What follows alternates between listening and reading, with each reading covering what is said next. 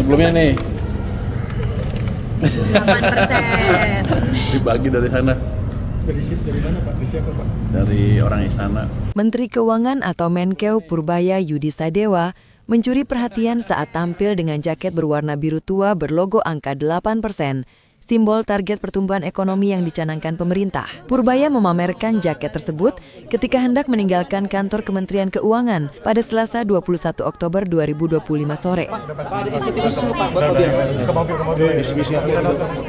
Ia mengaku jaket itu diberikan langsung dari pihak istana. Purbaya menyampaikan optimismenya bahwa pertumbuhan konsumsi masyarakat pada kuartal 4 2025 akan menembus di atas 5,5%, lebih tinggi dibandingkan laju pertumbuhan ekonomi nasional yang tercatat 5,12% pada kuartal 2 2025.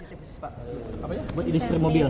Apanya? Insentif, bakal ada insentif fiskalnya nggak Pak? Kita lihat seperti apa kesiapan industrinya. Optimisme itu, kata Purbaya, didukung oleh kebijakan pemerintah yang gencar memberikan insentif fiskal untuk menjaga momentum ekonomi. Salah satunya melalui penempatan dana sebesar 200 triliun rupiah ke himpunan bank milik negara, Himbara, untuk memperkuat likuiditas dan mendorong pembiayaan sektor real. Seperti itu.